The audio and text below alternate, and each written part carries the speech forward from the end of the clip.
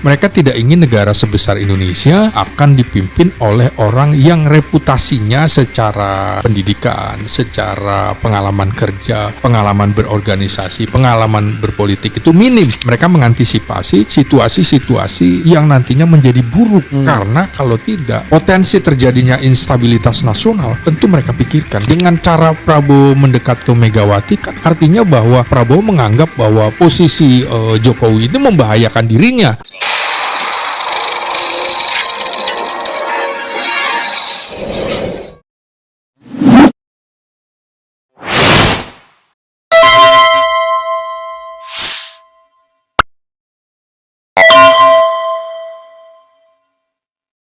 Nah, berikutnya ini yang ngeri-ngeri sedap. Ya, saya pengen yang penting-penting dulu, yang bisa workable, yaitu kita bacakan terkait dengan Fufu Fafa ya, yaitu tuntutan ke-8 mengusulkan pergantian wakil presiden kepada MPR karena keputusan MK terhadap pasal 169 huruf Q Undang-Undang Pemilu telah melanggar hukum acara MK dan Undang-Undang Kekuasaan Kehakiman.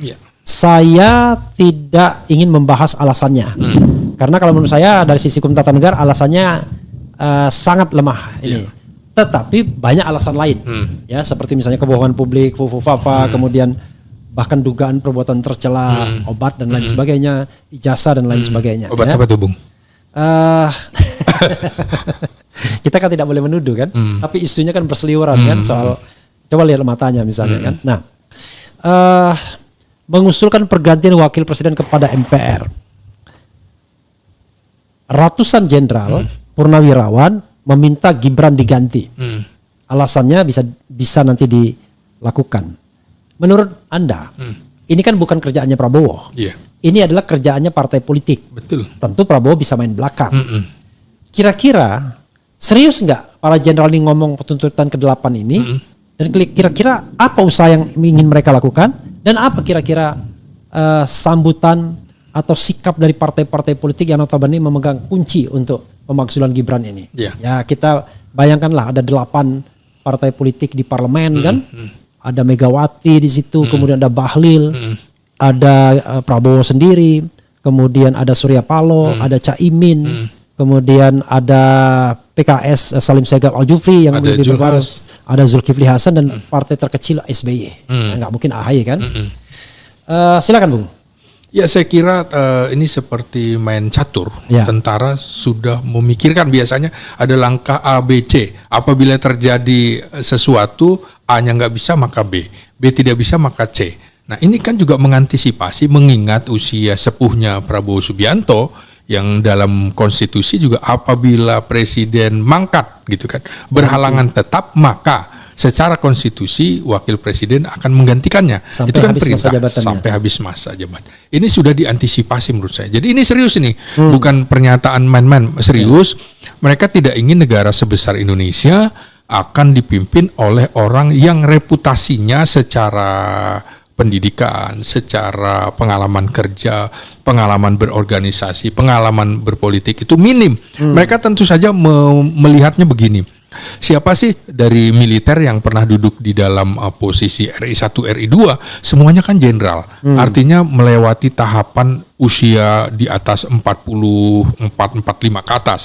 Mulai dari Jenderal Soeharto begitu kan. Kemudian ada Jenderal Umar Wirahadikusuma, ada Letnan Jenderal Sudarmono, kemudian ada Jenderal Trisutrisno. Dan mereka melihat itu plus kemudian ada Jenderal Susilo Bambang Yudhoyono yang sebagai presiden. Lalu kemudian sekarang yang Prabowo. Berikutnya sekarang juga ada Prabowo Subianto. Lalu dari sisi sipil juga kan orang-orang hebat. Dari mulai Muhammad Hatta, Sri Sultan Hamengkubuwono ke-9, ada Malik, kemudian Umar tadi udah disebut ya. Lalu ada misalnya Yusuf Kala, Habibie ya kan, Habibie dulu kan. Habibie, kemudian Hamzahas, Megawati, Yusuf Kala, kemudian Budiono, Ma'ruf Amin. Semuanya at least orang dewasa semua. Orang dewasa semua gitu kan. Nah, kalau mereka melihatnya begini, di antara 6 yang maju dalam kontestasi Pilpres, mereka nggak ada masalah dengan 5 orang kecuali 1 orang ini. Artinya gini, saya melihat komposisi orang yang menandatangan itu, Bung, tadinya ada yang mendukung 01, 02, 03. Oke. Tapi untuk kali ini mereka menyatu. Oke, Nah, jadi oke. mereka tidak mempermasalahkan kalau Ganjar dan Mahfud MD menjadi pimpinan nasional. Ya. Mereka tidak masalahkan juga kalau Anies Baswedan dengan Caimin jadi pimpinan nasional. Mereka tidak mempermasalahkan Prabowo jadi pimpinan nasional, kecuali yang satu ini. Kecuali yang satu Jadi spesialis ini ya. Nah, saya kira mereka mengantisipasi situasi-situasi yang nantinya menjadi buruk. Karena kalau tidak potensi terjadinya instabilitas nasional tentu mereka pikirkan. Karena itu mohon dipertimbangkan kembali partai-partai politik. Tentu saja ini tidak bisa berlaku dalam 2-3 bulan atau 6 bulan kemudian seperti membalikkan telapak tangan.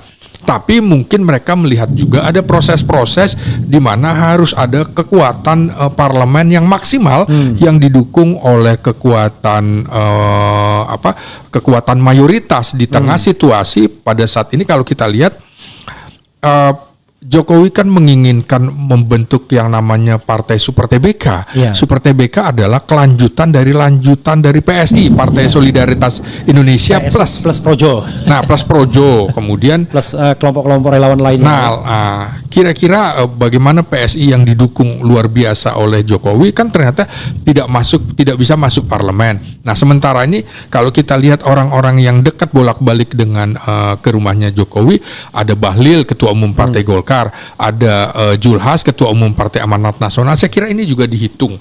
Tapi partai politik kan semuanya pragmatis, Bung. Iya, Apabila kemudian tidak menguntungkan dirinya, ya dia akan lari di situ. Iya. Maka karena heavy-nya adalah presidensil di tangan presiden, semua akan menurut imamnya, yaitu Prabowo Subianto. Pada waktunya akan menurut Prabowo semua ya. Iya, karena ini kan menurut saya begini ya, di 2000 pertengahan lah, kira-kira pertengahan dari 5 tahun pemerintahannya semuanya akan goyang, Bung. Semuanya berpikir untuk kepentingan partainya masing-masing. Disitulah barangkali kemudian Jokowi juga akan memanfaatkan ini untuk menaikkan. Nonsen kalau membiarkan Gibran cukup sebagai wapres saja. Pasti Jokowi menginginkan Gibran naik satu step lagi menjadi presiden. Ini yang diantisipasi oleh para Walaupun ada purnawirawan. pernyataan bahwa PSI dukung Prabowo jadi presiden 2029, tapi itu kan dukungan orang politik ya. Iya, bukankah PSI dulu juga yang menganugerahkan Prabowo sebagai pembohong besar kan begitu ya, dengan memberikan penghargaan yang tidak diserahkan kan ya, tapi diumumkan. Grace Natali waktu Iya, gitu.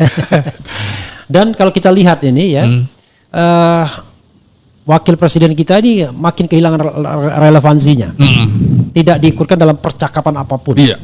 Sehingga dia cari muka, cari perhatian dengan bikin monolog. Monolog tentang bonus demografi. Yang barangkali lebih dekat dengan dirinya. Anak muda. Ya, teman-teman dan lain sebagainya. Saya tidak tahu ya apakah ketika dia bicara dia merasa bahwa dirinya wapres. Jangan-jangan dia merasa dirinya generasi muda. Iya.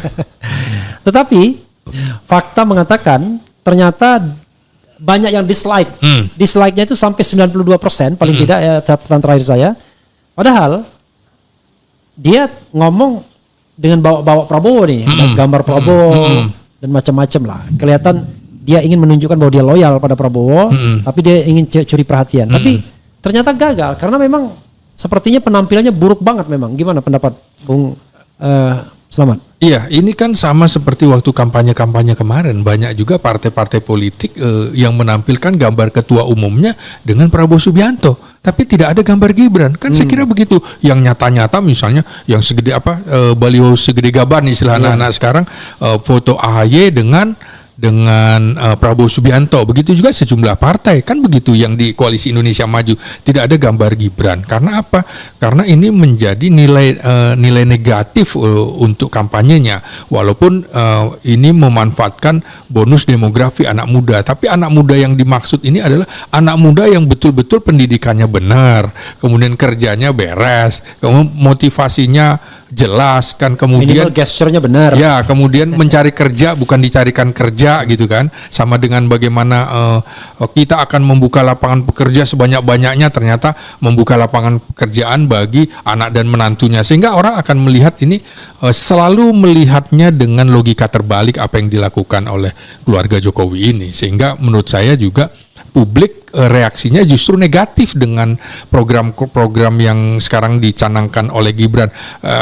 Coba yang terakhir Bung Revi, coba orang bilangnya begini, lu kerja aja deh, jangan bikin konten mulu kan, kira-kira gitu kan. Artinya lu kerjaannya apa sih sebagai wapres? Nah, kira-kira seperti itu. Karena itu terakhir Anda yakin bahwa Gibran ini walaupun mungkin Anda bilang tadi nggak bisa kerja 1-2 bulan, memang akan termaksulkan. Ya saya kira dengan upaya bagaimana Prabowo sedang menjalin hubungan dengan kelompok-kelompok yang selama ini, kelompok yang beroposisi dengan Jokowi loh ya, termasuk ya partai besar dengan Megawati, dengan Ketua Umum PDIP, dan itu modal kuat, modal sosial politik bagi Prabowo Subianto.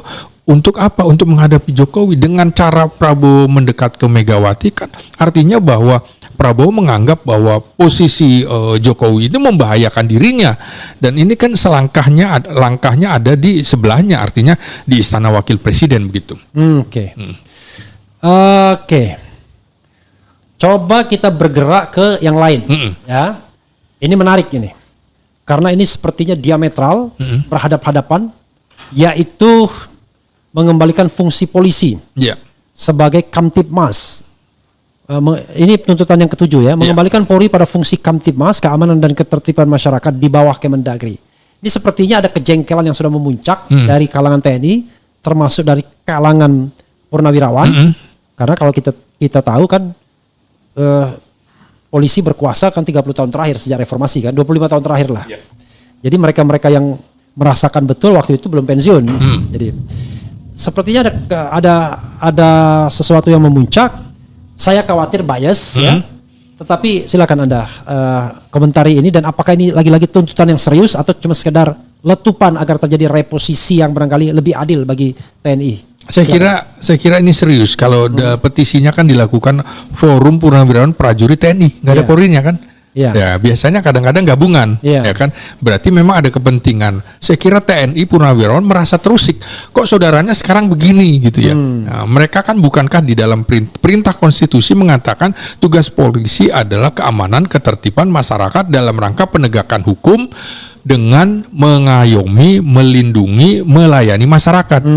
Seputar semuanya adalah keamanan yang terkait dengan keamanan publik. Nah, jadi bukan keamanan dalam arti besar, keamanan dalam negeri, keamanan nasional, atau keamanan negara. Tapi human security ya. Ya, jadi menurut saya justru yang agak aneh kemudian kalau menempatkan polisi di bawah Kementerian Dalam Negeri. Karena itu kalau perintah undang-undang kan tidak begitu. Usaha pertahanan keamanan negara dilaksanakan dengan sistem pertahanan keamanan rakyat semesta, di mana TNI dan Polri sebagai kekuatan utama dan rakyat sebagai kekuatan pendukung. Kalau di situ adalah Hankam rata, berarti Kementerian Hankam itu perintah undang-undang. Jadi Polri pun masuk ke Kementerian Hankam, bukan Kementerian Dalam Negeri. Iya, itu juga TAP MPRS yang dilakukan oleh Soekarno gitu ketika menghadapi Irian Barat. Yang sekarang jenengi namanya cuma Menteri Pertahanan. Iya. Menjadi menurut Bung harusnya Menteri Pertahanan dan Keamanan. Iya betul, harusnya tetap pertahanan keamanan, tapi tidak boleh ini dirangkap oleh Panglima ABRI seperti eranya Soeharto. Karena ini sipil. Maka Panglima ABRI atau Panglima TNI dan Kapolri ada di situ, di bawah koordinasinya. Menteri Menhankam gitu ya. Iya, Menhankam. Jadi sejajar. Sejajar. Jadi kalau ini kan tidak sejajar, di mana misalnya Panglima TNI hanya tidak punya kewenangan anggaran, hanya kuasa pemegang anggaran. Kalau Kapolri pemegang anggaran, pemegang anggaran ini kan Kementerian Pertahanan. Sementara Panglima TNI dan Kepala Staf Angkatan kalau situasi darurat lapor dulu kepada Menhan, kemudian baru Menhan mencarikan uangnya ke Kementerian Keuangan. Nah, sementara kalau Kapolri langsung minta ke Kementerian Keuangan. Makanya kalau dilihat, memang nomor 1 itu Kementerian Pertahanan yang paling banyak di APBN, polisi di bawahnya. Tapi orang kan lupa bahwa itu untuk 5 pos. Kementerian Pertahanan, Mabes TNI, Mabesat, Mabesal, Mabesau. Nah, jadi sementara Polri tinggi sekali, sekitar 127 triliun untuk dirinya sendiri. Nah, ini kan artinya kalau kita lihat, ini harus dikembalikan seperti dulu, di mana polisi itu punya paramiliter. Paramiliternya seperti Brimob. Itu kok sekarang justru lebih hebat daripada kesatuan infanteri senjatanya, padahal jadi kalau mereka bentrok menang Brimob. Nah, makanya selama senjatanya sama, maka konflik di bawah itu akan terus terjadi, kecuali yang satunya senjatanya di bawah. Ini kan nanti mereka merasa senjata gue juga sama senjata lo, kan kira-kira begitu. Nah ini harus dikembalikan karena polisi itu adalah sipil bersenjata, tapi dia bukan ASN, senjatanya untuk melumpuhkan bukan membunuh. Ya. Nah, karena tapi bro, tapi tentu nanti harus ada penegakan hukum secara khusus ya, semacam FBI atau apa ya. Jadi tidak bisa semuanya masuk ke Kementerian Pertahanan dan Keamanan karena penegakan hukum itu sesuatu yang berbeda kan. Mungkin bisa masuk Kementerian Kehakiman atau Kejaksaan Agung digabung jadi satu ya. Iya, jadi seperti keamanan dalam negeri isinya apa? Misalnya kalau di Amerika begitu terjadi peristiwa 2001 itu peristiwa September 11. Iya, September 11 itu kemudian ditata ulang yang tadinya di bawah Kejaksaan Agung kemudian di bawah Kementerian Keamanan Dalam Negeri. Keamanan Dalam Negeri siapa? Badan Siber Sandi Negara, Badan SAR Nasional, Badan Penanggulangan Bencana, Kepolisian di bawah itu. Jadi itu luas seperti Menko gitu kira-kira. Maka harus dikembalikan. Nah ini dulu juga sama. Ketika berdirinya kepolisian kan polisi dibagi dua, polisi istimewa dengan polisi konvensional. Polisi istimewa yang kemudian jadi BRIMOB itu, Bung, itu kan bersama TNI menumpas pemberontakan. Sementara polisi konvensional lebih menjalankan perkara hukum, nah gitu. Oke, tapi intinya Anda tidak setuju kalau ke Kemendagri, tapi Anda setuju kalau dia tidak lagi di bawah presiden gitu ya, secara langsung. Nah, di bawah presiden, tapi koordinasi administrasi di bawah Kementerian Pertahanan Keamanan. I know. Karena artinya mereka tidak langsung. Iya, karena mereka alat negara. Alat negara maka di bawah kepala negara. Sementara Kementerian Pertahanan Keamanan itu adalah alat pemerintah, kan kabinet. Kementerian itu pemerintah. Nah, jadi harus dibedakan itu. Oke, intinya mereka tidak boleh gabung-gabung di kabinet ya. Iya. Tidak boleh cawi-cawi di kabinet. Betul. Apalagi ikut pemenangan pilkada dan pilpres. Apalagi itu. Itu nista namanya. Iya. Menista diri sendiri kan. Menista diri sendiri ya, tidak sesuai dengan tupoksi yang bahkan mengkhianati konstitusi ya. Iya. Oke. Ini ada lagi yang kelima ya.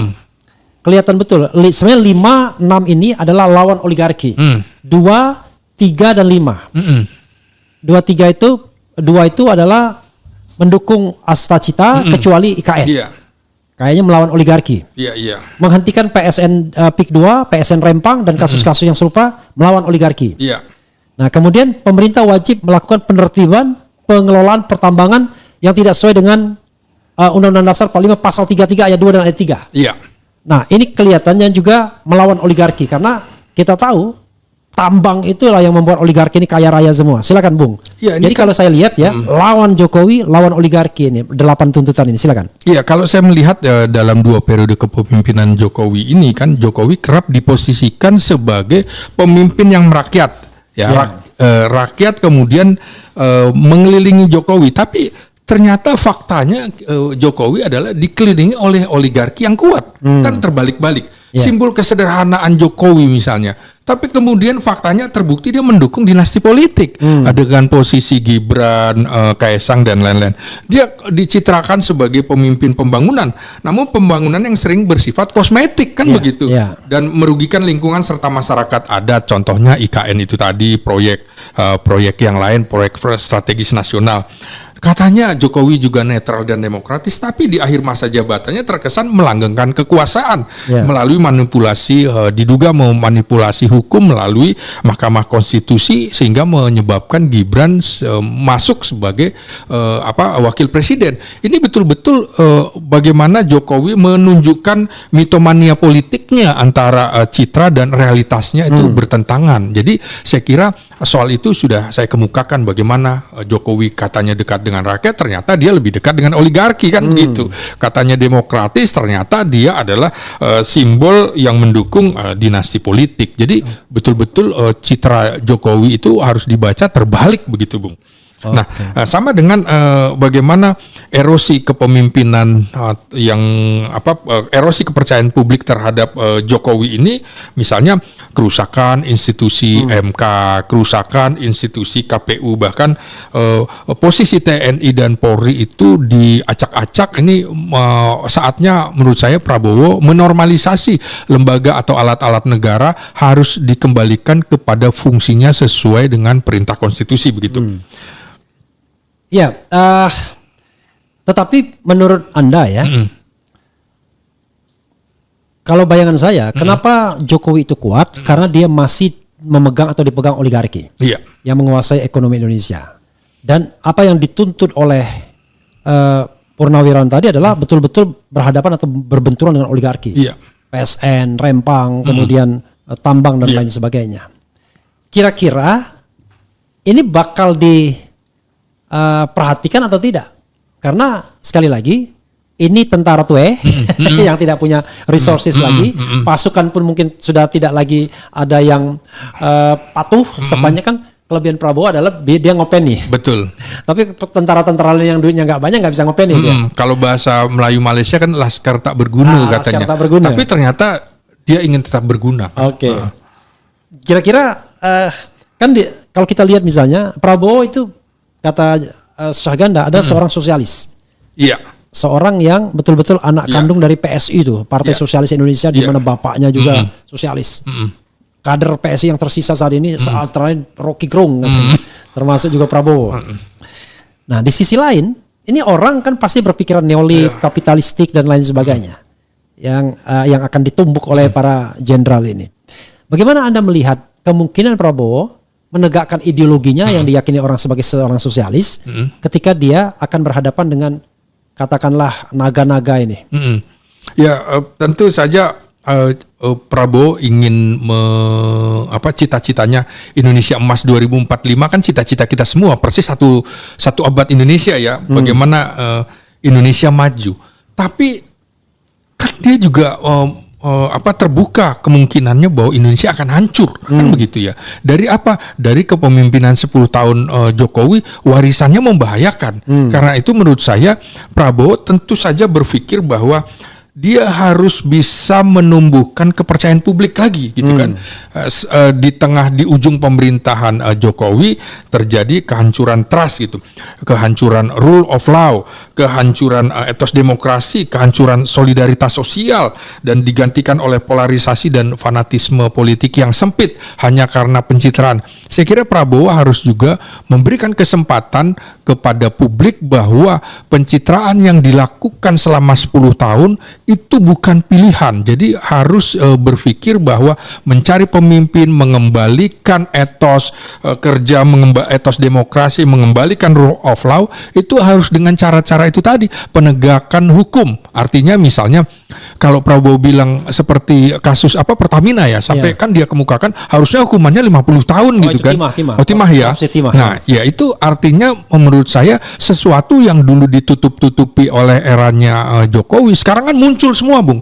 Yang kita tidak perkirakan sekarang tiba-tiba apa sih yang akan dilakukan oleh Kejaksaan Agung. Jadi kita sekarang malah jadi lebih berharap kepada Kejaksaan Agung, Bung, daripada KPK. Nah, makanya menurut saya ini harus ditata kembali bagaimana menata rule of law-nya, kemudian menata demokrasi harus lebih baik lagi, kemudian juga perlawanan yang harus dilakukan oleh Prabowo adalah memberikan kesadaran politik kepada publik, kesadaran kolektif, misalnya bagaimana literasi politik, bagaimana kemudian memahami kekuatan sipil harus aktif, kemudian oposisi itu bukan sebuah sesuatu jalan yang hina, kemudian juga jurnalis harus tetap kritis. Kita tahu di eranya Jokowi dianggap bahwa nyaris nggak ada yang mengkritik Jokowi, Bung, sejak tahun 2012. Ini kan harus kita bangunkan kembali. Pers juga, gerakan akar rumput, akademisi yang independen, seperti bagaimana kita membuat podcast. Ini kan bagian dari membangun sistem demokrasi Indonesia yang lebih baik dengan mengembalikan narasi kebangsaan kita ke rel kebenaran dan akal sehat. Ya, tapi sekali lagi ya, kalau berpikir jiwa sosialis, kan salah satunya adalah bagaimana menggerakkan ekonomi rakyat dan distribusi aset yang sudah demikian parah dikuasai oleh segelintir konglomerat di sini. Dan tentu dengan politik itu kan tidak akan nyaman para konglomerat, karena kan mereka akan dipaksa untuk redistribusi aset mereka. Karena kalau misalnya pakai teori Anies, kita tidak akan mengganggu yang besar, tapi yang kecil dibesarkan. Ini kan teorinya. Faktanya adalah kalau seandainya ekonomi itu bulatan 100, ya kalau Anda misalnya mau membagi, ya semakin banyak bilangan pembagiannya pasti semakin kecil kan. Tidak mungkin orang itu langsung tetap bertahan di kue yang besar kan. Nah, politik semacam ini, politik sosialistik semacam ini kan pasti tidak disukai. Iya. Itulah yang barangkali yang menjelaskan kenapa Jokowi masih kuat karena ditopang oleh mereka. Tapi masalahnya yang ingin saya katakan, kira-kira Prabowo cukup berani nggak dalam jangka waktu yang dekat immediate ya melakukan langkah-langkah radikal untuk membangun ekonomi Indonesia yang lebih sosialistik dalam pengertian yang asetnya lebih terdistribusi, keadilannya lebih merata. Apakah dia cuma omong-omong doang tuh sebagai mimpi dia bila kedaulatan, makan gratis dan lain sebagainya. Silakan Bung. Ini kan baru 6 bulan ya, baru 6 bulan. Maka saya mengatakan 50-50 ya. Paling tidak kalau kita belajar dari pengalaman ketika Indonesia merdeka, kemudian mulai 1950-an melakukan nasionalisasi perusahaan-perusahaan Belanda, begitu ya. Maka saya kira juga perlu dilakukan nasionalisasi perusahaan-perusahaan oligarki. Nggak mungkin ditutup semua karena ini lapangan pekerjaan juga. Ini bisa menjadi aset negara, merampas misalnya seperti kebun-kebun sawit itu kan dirampas buat negara yang nggak jelas. Ini polanya Prabowo sudah kelihatan akan melakukan, gitu. Akan melakukan. Asal jangan dia kasihkan kepada keluarganya. Nasionalisasi itu dijadikan perusahaan negara. Ini kemudian menjadi lapangan pekerjaan baru bagi masyarakat kita yang sedang kesulitan mencari lapangan pekerjaan sekarang. Usul saya ya segera nasionalisasi perusahaan-perusahaan oligarki itu. Jangan kemudian ditendang begitu aja kemudian hanya menjadi barang rongsokan begitu, nggak bisa dimanfaatkan. Dan cegah mereka melakukan capital flight ya. Ya persis. Atau memindahkan usaha mereka di negeri anta berantah. Bung, terakhir ini ya. Terakhir A, terakhir B. Terakhir A. Ya. Benar. Jadi ini bidang yang sebenarnya tuntutan yang saya tidak mau bahas karena sebagai orang tata negara saya memahami ini tidak mudah, yaitu kembali pada Undang-Undang Dasar 1945. Karena itu akan secara fundamental mengubah ketatanegaraan kita. Yang jelas tidak ada lagi pemilihan langsung, tidak ada lagi MK, tidak ada lagi DPD, tidak ada lagi KY dan lain sebagainya. Orang mengatakan, ya kan nanti di amandemen lagi. Loh, kalau di amandemen lagi ngapain kita bilang kembali? Amandemen yang sekarang aja kalau kita mau perbaiki. Menurut saya paham betul ya, sekarang saya pernah diundang juga dulu ada Saidiman gitu ya dari Pepabri juga. Bicara mengenai kembali kepada Undang-Undang Dasar 1945 yang asli. Karena mereka nganggap undang-undang itu undang-undang tahun 2000 kata mereka. Undang-undang tahun 2002. Undang aspal, asli tapi palsu. Asli tapi palsu. Padahal saya mengatakan ya perlu pembicaraan yang luar biasa. Tapi saya serahkan kepada Bung untuk melakukan observasi soal apa sih kepentingan TNI ini selalu, terutama yang senior ya, selalu mengatakan kembali pada Undang-Undang Dasar 45 yang asli. Lalu fortunately, untungnya didukung juga oleh beberapa tokoh. Ya. Saya tahu misalnya Abdullah Hamahwa mendukung itu, kemudian Ihsanuddin Nursi mendukung itu, Lanyala Mataliti juga mendukung. Banyak juga yang mendukung. Walaupun orang tata negara mengatakan, waduh, kalau kita kembali pada Undang-Undang Dasar 45, maka tatanan kenegaraan itu akan berubah belok lagi secara drastis. Silakan, Bung. Ya, saya kira semuanya perlu dievaluasi ya. Ketika kita membuat undang-undang dasar itu juga tergesa-gesa begitu ya. Tapi rapat-rapat BPUPKI kan juga perdebatan para the founding fathers sudah memikirkan itu semua, bukan the founding fathers, the founding parents, ada perempuannya juga soalnya. Oh gitu ya, oke. Ya para pendiri bangsa gitu ya, entah laki entah perempuan juga. Nanti dimarahin kita ya. Nah, menurut saya begini ya, undang-undang dasar di negara-negara lain juga sifatnya cuma mini, dikit aja. Namanya undang-undang dasar itu tidak ada penjelasan yang detail. Amerika singkat sekali, Bung.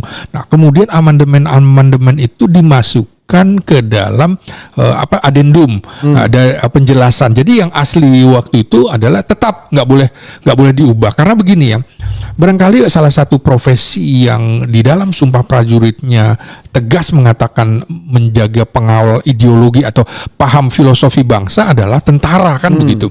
Maka dia melihat bahwa proses berdirinya negara dengan Undang-Undang Dasar tahun 1945 yang diputuskan pada tanggal 18 Agustus dan Pancasila 18 Agustus itu yang dipahami oleh tentara. Jadi saya pikir mereka akan tunduk dan patuh pada itu. Kemudian memang penuh perdebatan menurut saya hal itu. Tapi mereka merasa bahwa ada hal-hal di mana euforia reformasi membuat kita akhirnya juga terpengaruh oleh kepentingan-kepentingan asing, kepentingan-kepentingan ideologi atau paham-paham bangsa lainnya. Maka mereka harus juga menjaga, kemudian mengingatkan bahwa kita dulu pernah punya Undang-Undang Dasar 1945, kemudian juga lalu pernah juga Undang-Undang Dasar sementara 1950, toh akhirnya setelah 9 tahun kembali lagi ke Undang-Undang Dasar 1945. Artinya apa? Kalau mau amandemen dan lain-lain, itu kuncinya adanya di militer.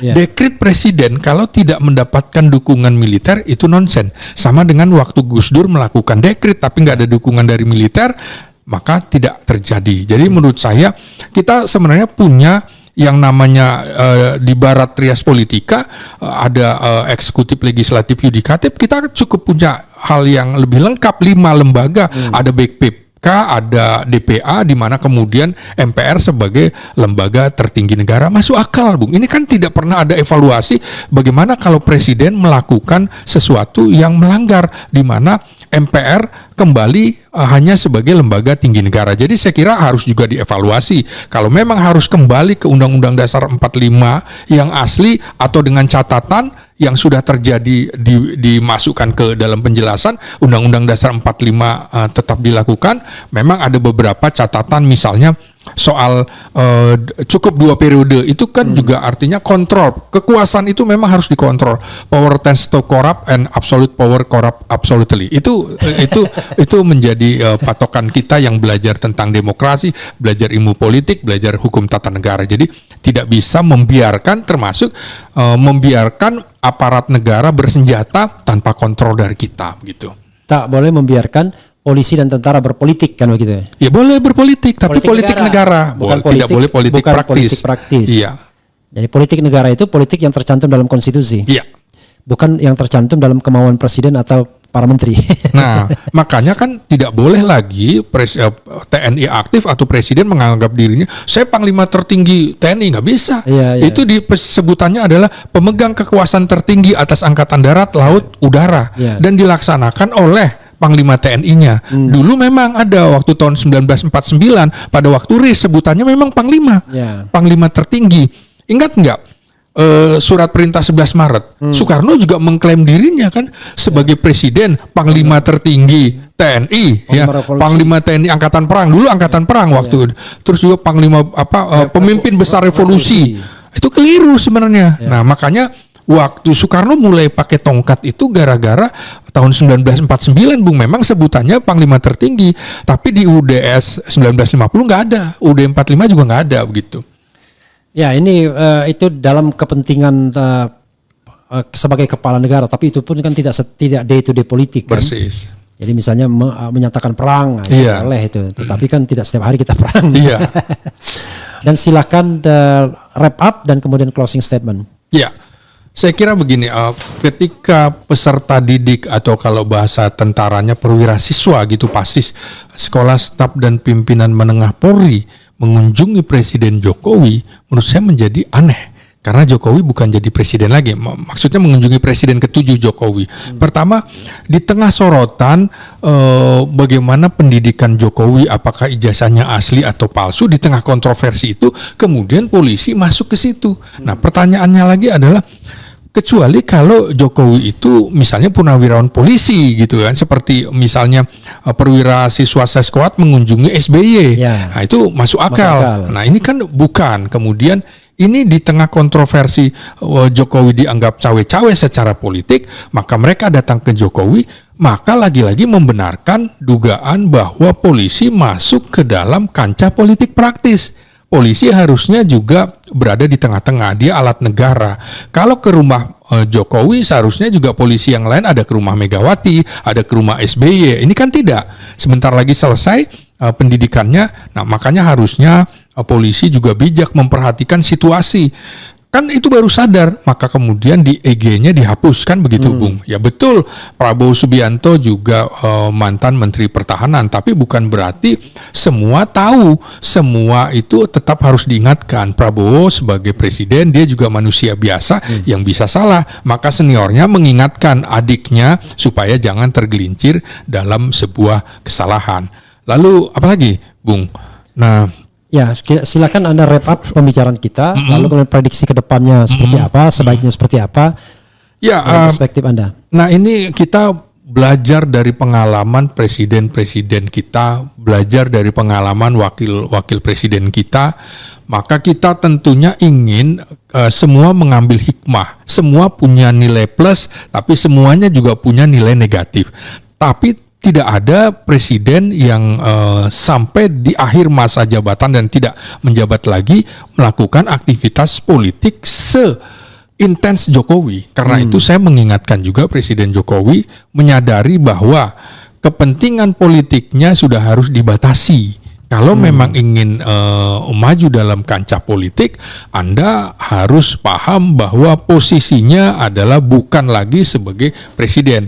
Mestinya juga dalam kasus... Dan tidak bisa mencalonkan diri lagi juga. Ya, kasus misalnya para menterinya mengunjungi Jokowi, harusnya jangan kunjungi saya lah, kunjungi aja Presiden Prabowo. Supaya ini tidak lagi menimbulkan sakwasangka bahwa ada matahari kembar di Indonesia. Saya kira tidak boleh ada matahari kembar dimanapun, karena kita tahu bahwa ini isu negatif yang dapat membuat bangsa kita terpecah-pecah. Kita harus menjaga objektivitas, ketajaman analisis dalam membahas berbagai opini-opini yang berkembang di dalam masyarakat, dan juga bagaimana kemudian Jokowi harus memahami bahwa jika cawe-cawenya terus dilakukan akan menghambat masa depan Indonesia karena akan terjadi tarik-menarik kepentingan politik. Saya kira itu, Bung Refli.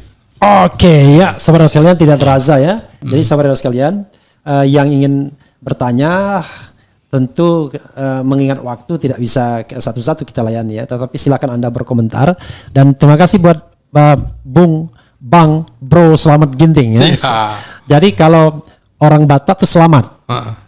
Kalau orang Jawa selamat. Dulu kita punya senior namanya Selamat Saragi. Selamat juga sama. Selamat juga kan? Selamat juga. Selamat Bung Sumatera. Iya. Wassalamualaikum warahmatullahi wabarakatuh. Dia.